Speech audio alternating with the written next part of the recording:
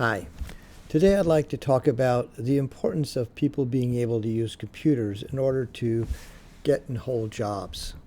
Now, this has always been important, but it's even more critical as we have had COVID-19 and we've increased work from home. But I also want to talk about some of the barriers and some of the barriers we haven't necessarily recognized in the past to people being able to use computers and some solutions for trying to address those problems. Now, what do you do when someone with a disability would be great for a job, but they can't use the technology needed for that job? And we're seeing this more and more as technology used to be something that was optional, but not anymore. The landscape is changing for everyone, but especially for people with disabilities. The increased use of technology for everything in our society, for employment, for services, health, communication, participation of almost any kind. And this has been exposed and exacerbated by COVID-19, but it existed before and it's going to exist afterwards. Society is just moving in this direction of being completely technology-based. Technology today is required for employment for so many things, but some people require assistive technologies that they don't have, or they don't have the ability to use that technology effectively. It's been given to them, but no training was available. For others, technology is just too complicated for them. We can talk about digital literacy, and yes, there's a low digital literacy can be a problem, but it's something you can address. I also want to talk about something called low digital affinity, which is the ability to use technology, not just your knowledge of it, but the actual ability to use it. Now, there's a lot of impacts of not being able to use technology. It's important or critical for almost all types of employment. You need to be able to use information and communication technologies for most jobs. Sometimes not a lot. You just need to do it for parts of the job, but other times it can be central to the entire job. Also, when you're using the technology, people often have to juggle digital resources, emails and documents and web pages, managing multiple windows. And for people who are technology adroit, that's not a problem. But for others, it is, and it really can impact their productivity and their ability to be successful in their jobs. Now, it's absolutely critical for employment at home. The ability to use ICT has been rising from important to central to critical, and as we've moved to employment from home, remote employment, if you don't have the ability to really use ICT, it's really difficult for you to remotely participate. And a lot of people have discovered this, employers and workers at the university. We found even professors as well as students who really couldn't use the technology before in ways that we didn't know they were not able to use it. It's also important for even getting a job. You need to be connected. You need to be able to display competence with technology during interviews. You need to be able to handle and navigate job hunting info, tools, and systems. There's, again, a lot that we're moving into the technology area. It's also important for independent living. Technology is often needed to coordinate the different services needed for daily living or to support the employment. And we have to remember that independent living is important to be able to reliably work. If you don't have the ability to work or live independently, then it's very difficult to be able to have enough time to be able to really devote to your job as you need it. Now, I want to talk about the importance of anywhere assistive technology. Now, what is this? This is the ability for assistive technologies that a person needs to appear on any computer they need to use. Now, this can be important or it can be critical depending upon the person. For example, if the person cannot see, it would be very difficult with them to use a computer without other assistive technology. Now, this can be important for vocational screening and evaluation. I was talking with people who were doing vocational evaluation, and they said they ran into several problems. One was that people would show up, and sometimes they would come in with an assistive technology on their computer, but they now have the AT on their computer, but the vocational evaluation tests are on the counselor's computer, and how are they going to take the test reliably and accurately when they don't have their assistive technologies? They also said that sometimes they come in and they don't have their assistive technologies, but they can clearly see that these people would need some. And occasionally they have some AT accommodations on the evaluation computer, and they can use them. But then when the person leaves, they don't have anything. And so what are they going to do when they go out, when they go to their job, et cetera?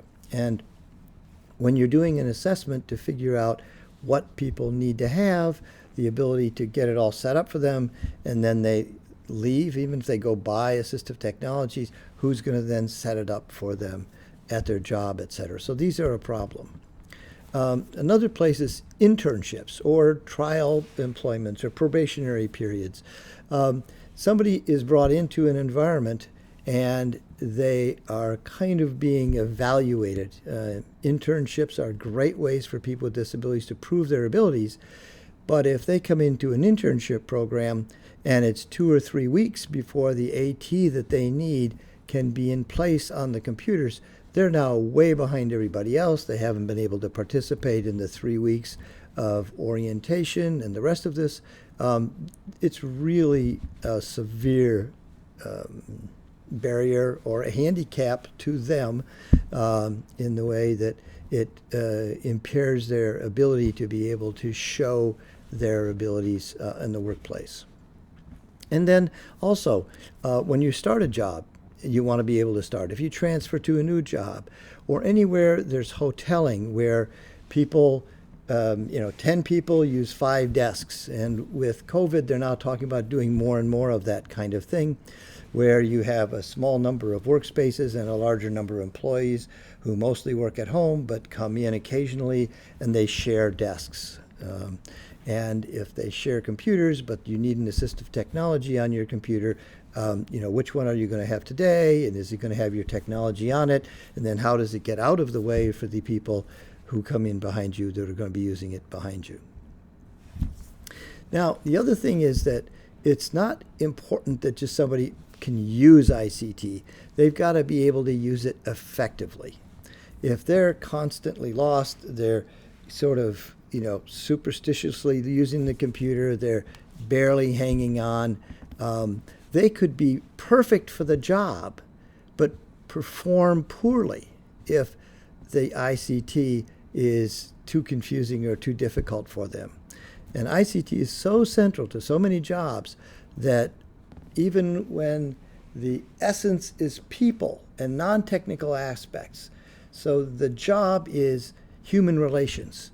But if you can't deal with the technology and the communications and all the forms and the information and databases and everything else that you need to do in order to do the work, you could be great at human relations and not be able to do your job effectively. So we need to figure out how to avoid having the technology block people's abilities, block their skills and their talents, and block their ability to succeed or excel at their job. Now, I want to talk about digital affinity. Now, some people are just not good at technology. So what do we mean by digital affinity? Digital affinity is the ability to learn, remember, and deal with technology. It's basically a talent for tech. So low digital affinity is not low IQ, because we all know people who are blazingly brighter than we are, but who can't use their technology, and we can. And so we know it's not that they're not bright, we just know that they just are no good with technology. And sometimes it's amazing to us how much difficulty they can have. Well, this low digital talent, if you will, a technology talent, this digital affinity. It's kind of similar to singing talent or artistic talent. Some people have talent, some do not. Some really do not. There are some people who don't sing very well. There are some people that are just magic with music. People are magic with art. Some people are tone deaf and they just can't sing to save their souls. And some people just can't draw. They don't have artistic talent. They have other talents. And that's okay. But the problem is that the world is being designed by people with high digital affinity, those whom I might refer to as technically tall. And we continue to design a world that is technically out of reach of many. Hard to reach for some, but out of reach for any. And if it may only be 5 or 10%, but 5%, 10% is millions and millions of people. And we need to figure out how to create something that is within reach. And then we keep changing the technology. And we all have trouble with changing technology, but for some people, it's just really a problem. But unlike the inability to sing or draw or act, which do not cut people off from essential services or from employment, people who cannot use technologies well, who cannot use them at all, are at risk of losing many of the benefits of employment, education, even health care. We don't have to be great singers or artists or actors in order to get a job, except in some very small fields. But with technology, you've got to be able to use it at least adequately to be able to go. So what must we do? Well, we can't solve this with technology. I mean, technology is part of the problem. We need to find ways to make technology fit people with low digital affinity. Technology they can understand and use, at least for the things that are required for their job or life, and they've got to be able to use it efficiently. Now, some strategies, we can make simpler interfaces. We can create focused single-purpose interfaces. One of the problems that we see is people trying to create one thing that does lots and lots of different things. And for people who are good with technology, that can be great. But for other people, it can be very confusing. One good example is remote controls. You can get one control, these universal remotes, that'll control all of the different things in your hi-fi, stereo, television, etc. But what you'll find is that almost nobody used them, and 90% of all the universal remotes are purchased to replace one remote that basically was broken or lost. People actually like having different remote controls for different things, and think about it. Would you like to have just one control and you'd have to keep figuring out which button to push in order to get it to operate which things? Well, that same thing carries over in other places as well. Also, having things be stable and not changing every year and this is just not the way we do it. We put people in jobs and then we change the systems and then we change them again and then we change them again. And this is really hard for people who are not digitally adroit. And then we can layer the complexity. We can make things that are not complicated, that you can do the basic things in a very simple way. And then for those who need more, you can get more. You can have the complexity be there for people who want it, but it doesn't have to be there right at the surface. Now, we have actually been moving in a direction of making things more complicated. You will remember that we came out with the iPad. And when it first came out, it was amazing. It was there. It was very simple. You had a little pad. It had a little icon for each application. You just touched it, and it would open the application up. You could just push the button at the bottom, and you could get back out. And a whole bunch of people who couldn't use computers suddenly were able to use these iPads. But like we do everything else, we've managed to make it more and more complicated so that now, if you get one of the newer iPads, you touch one of the icons, it opens up an app. How do I get out of it? Well, you have to just sort of swipe up. Nope, nope, not like that. You got to swipe up from here. Nope, nope, you got to go faster. Nope, no, you got to start right at the bottom edge, right in the middle, and flip up. Okay? Well, if that's not obvious, that's not clear, that's complicated, it's memorizing little gestures. Why isn't there just a way of getting out of a program that doesn't include having to memorize some gesture that may be difficult for people, especially with physical disabilities, to even carry out? But this is the direction that we head. Multitasking. You can now get the iPad, all of a sudden it'll be showing two things at the same time on the screen, and you don't know how that happened, and you have no idea how to get back out of it, and things like this. So again, it would be better if we could figure out how to keep things simple and then have it so that people who wanted it more complex could make it more complex, but not everybody has to deal with it complex coming out of the gate. We also need to ensure that assistive technologies are there for those people who need assistive technologies. We're building more and more into the products, but we just cannot ever get everything in there, and we are going to always be needing some assistive technologies, and we need to figure out how to make sure that those assistive technologies are there for the people who need them wherever they need them. It's not just on their computer. They go to work, it's got to be on the work computer. If they're going to a lab, it's got to be there. You move around. We have our own personal computers, but many times we have to use other computers in other places. If we need AT, how would we use those? Also, a lot of us are very fortunate and we have our own computers. Not everybody does. And not every household has a computer for every person in the household. And not every household has computers. So we need to be thinking about how we're going to be providing assistive technologies to people who need them on the computer, but they don't have a computer. They're using the other computers around them. And we get back to that everywhere assistive technology. So now, we've been working on a tool. So these are some of the things that we've been looking at and dealing with. And so we've been trying to work on a tool designed to help with some of these things. And it's called Morphic. It started off just being about Anywhere AT, but we found there were so many other problems with people having difficulty using computers that we've broadened it from that.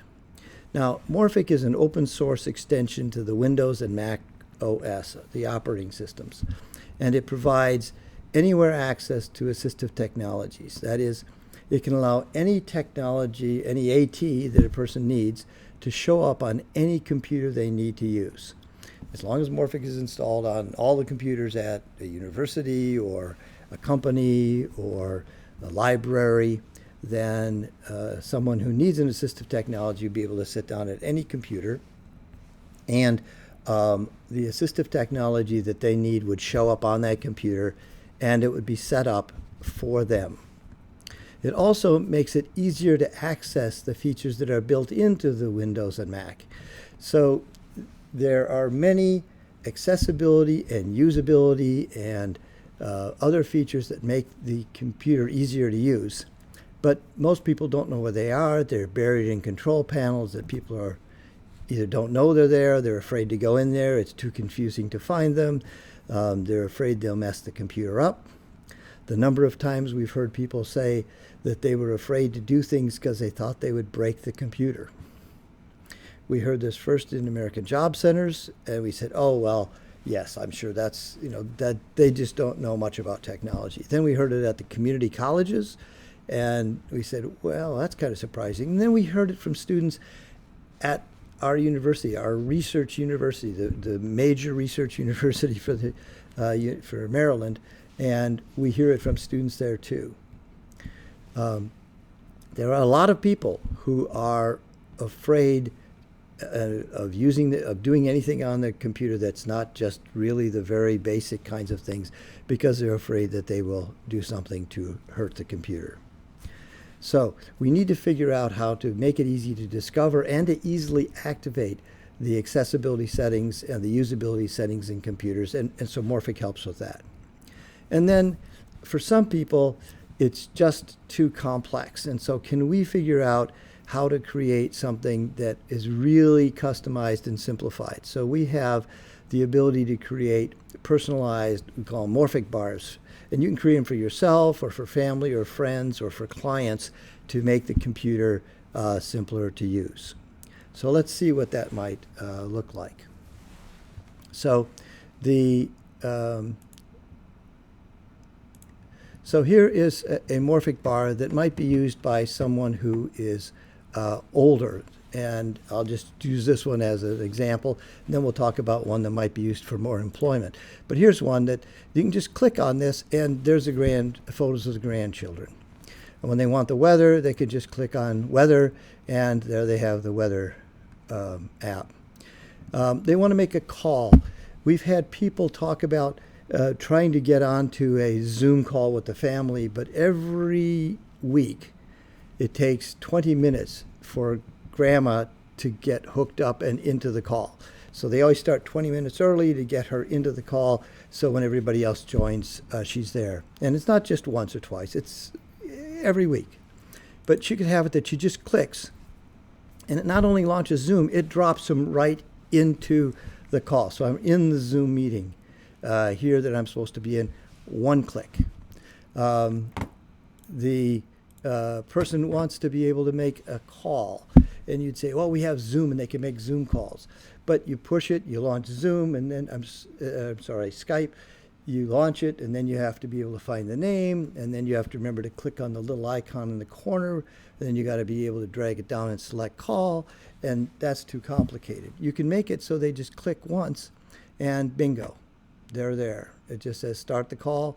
You can turn on the camera if you want to, and that's it. One click into the call.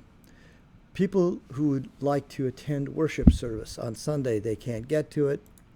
Again, one click, they can be dropped into the live stream for the service. Again, photos of grandkids, weather, worship service. It's all right here. They have a friend, Mary's Facebook. They want to get into their Gmail. Again, even get computer assistance. And you can make them, and you'll notice that this bar stays there all the time. It never disappears. It doesn't, when you open an app, you have to then figure out how to close it to open another one. You can actually make it so people don't have to know that there are such things as apps and file folders and filing systems in order to do a number of very basic things that could be very important to allow people to do just the basic things that they may want to be able to do. So let's go back and look at how this might also look for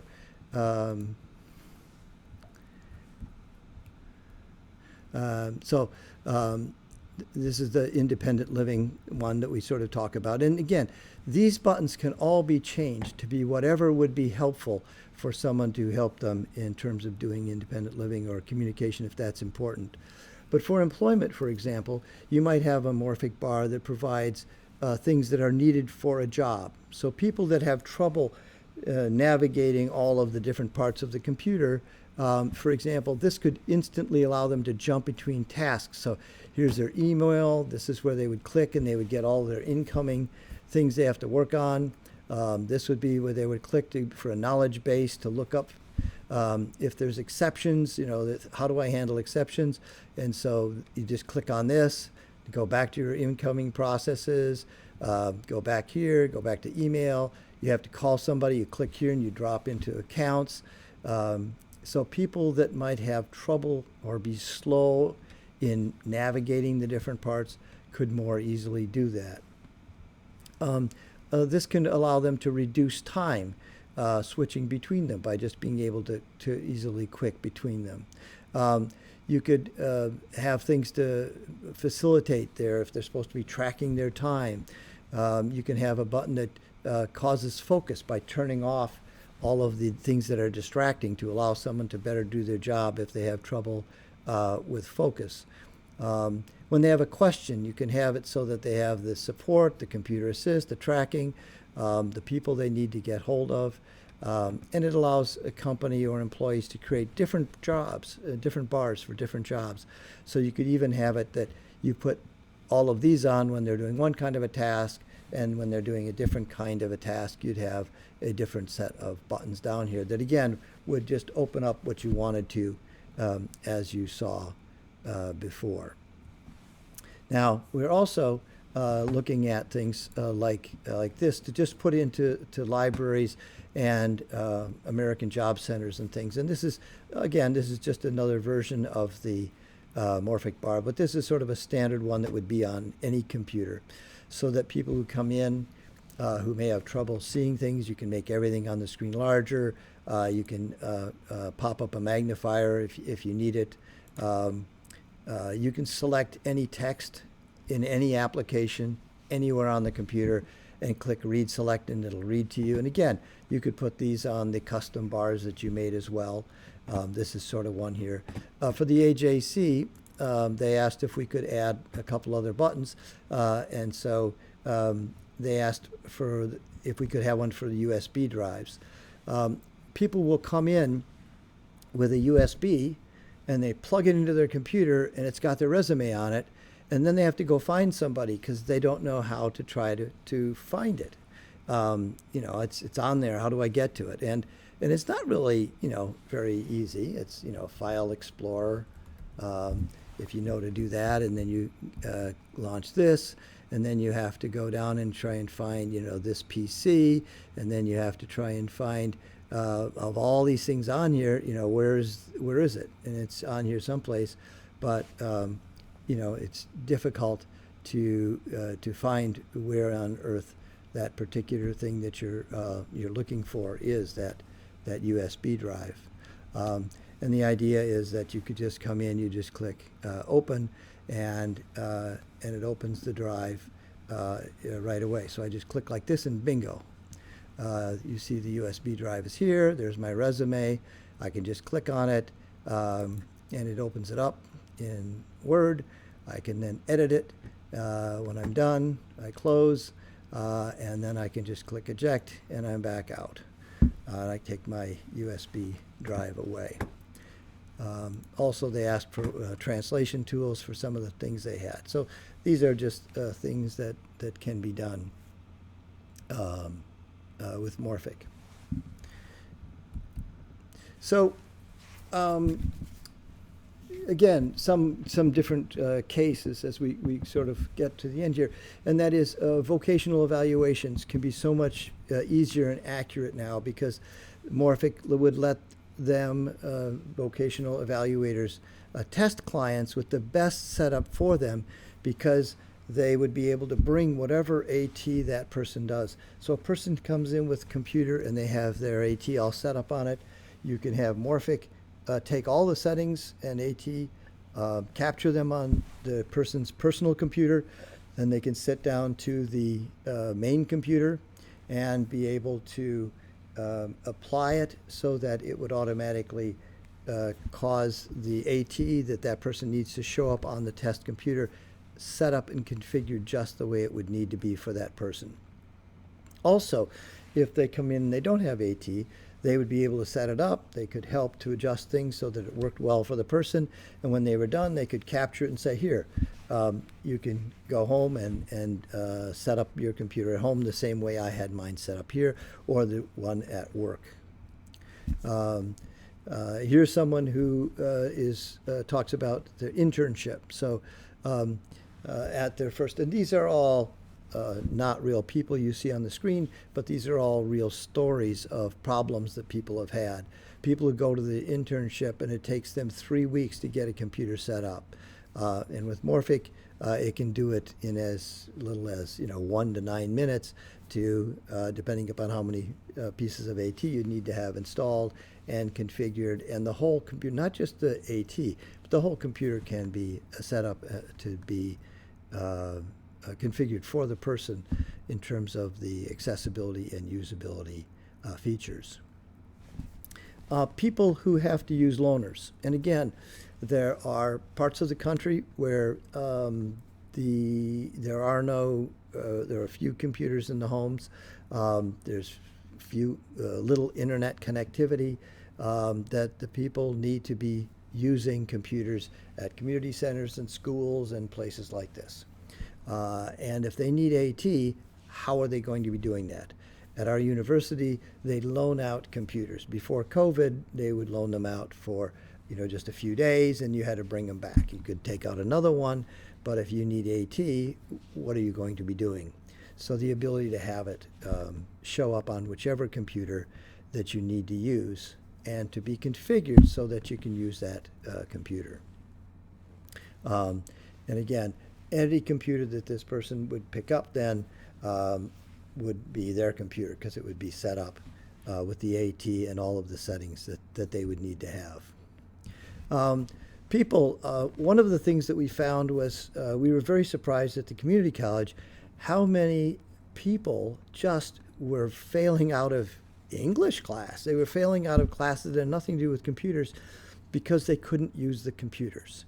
And we always think of them as being digital natives because they grew up with it.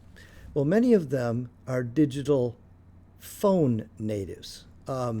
They grew up with a mobile phone, a mobile device.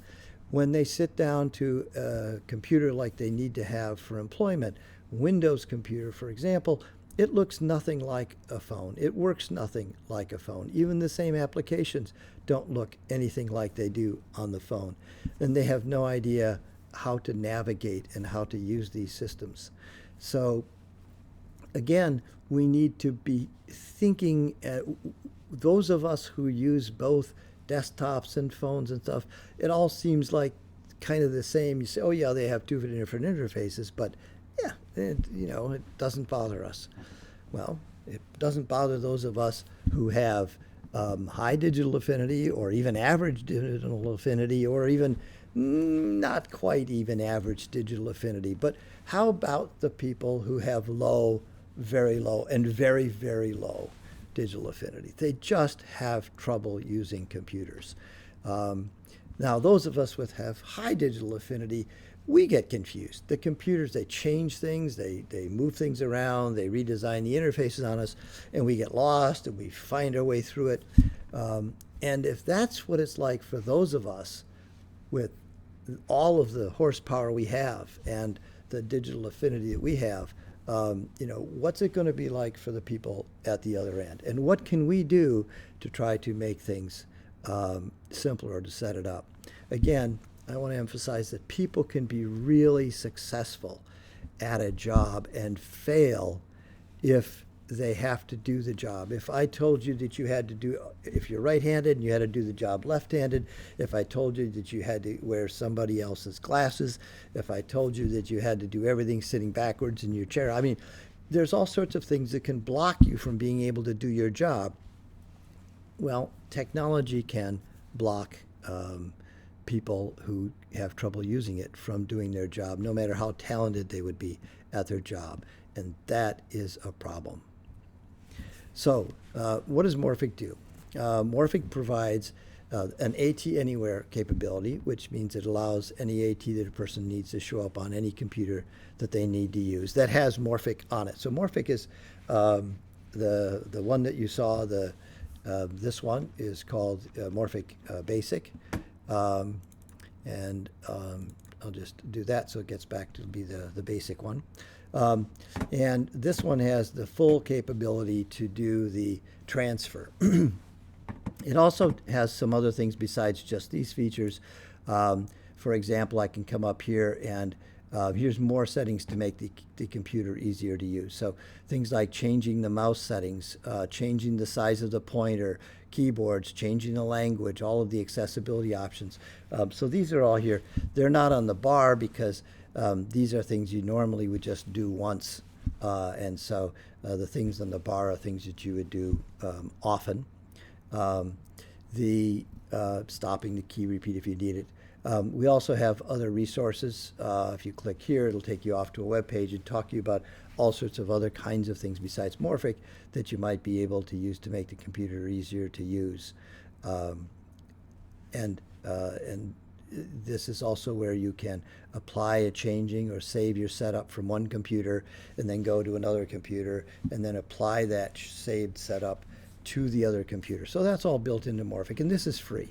Morphic is being put out by a nonprofit organization, Raising the Floor, and the idea would be to have something like this available on every computer in different locations, like all of them at school, all of them at the library, all of them. Ideally, it would be available on all the computers. And then, if you want to, you can sign in and then apply your own personal bar. So if I were to, for example, do this, and now you can see I've got the customized bar that you saw in the other room. And you can have it on whichever side of the screen you like to have it on. So that's sort of the idea there. So we have the AT Anywhere. Built-in becomes better. So we take all of the built-in features. You saw these. Now all of these features that I was showing down here on the Morphic Basic. Text size, that's just a setting in Windows and on the Mac. The magnifier is built into Windows and the Mac. Snipping tool, this is just for giving you the ability to take a picture part of the screen and paste it into a diagram, into an email or a document or something. Read selected uses the functions that are built into the computer. Contrast, color, for people who have color blindness, the ability to just click and have the colors change so that if you have a chart and it's got some things in red and some in green and they're both the same color, you can click and you can see here that the colors all shift, and that causes the two colors to differentiate. So they look like two different colors instead of the same color. And then, of course, dark mode, night mode for people who find that easier to use. And then the other features that you saw here.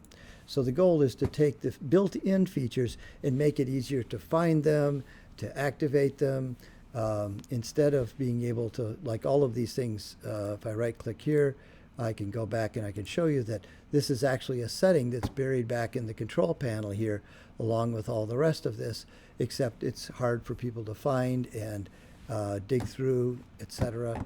Morphic is just bringing these things forward that are already built in and making them easier to use.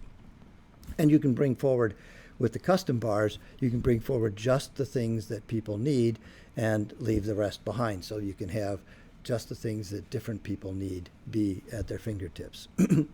And then the third thing it does is it allows you to create customized and simplified experiences. So you can personalize them, the Morphic bars that you saw, for yourself, for different circumstances. You can do them for family or friends if you have somebody who is older and just can't use computers anymore, or they're getting confused. I have people whose parents or grandparents were physics professors but can't use the computer anymore. One is literally a physics professor, and they were one of the people that every week it takes 15 minutes to get them back onto a family call every week. And it's just, as we get older, some things are going to be harder. We can also have children or others of any age who have trouble using computers and still would benefit from being able to do a number of basic things that would let them stay connected, connect with friends, be able to share with other people in the family without having to have somebody else operate the computer for them. And again, in an employment situation, people who can kind of use the computer or who have a lot of trouble may find that a customized bar that they can set up would be able to allow them to be able to use the computer more efficiently, more productively, allow them to be more successful at their job. Or for some, it may be the first time they can actually effectively use a computer. So you can download Morphic Basic free at any time from morphic.org. And right now, the Morphic Plus, which is the one where you can customize it, we have an early release program. So you can get Morphic Plus free as well through the early release and feedback program. So thank you very much.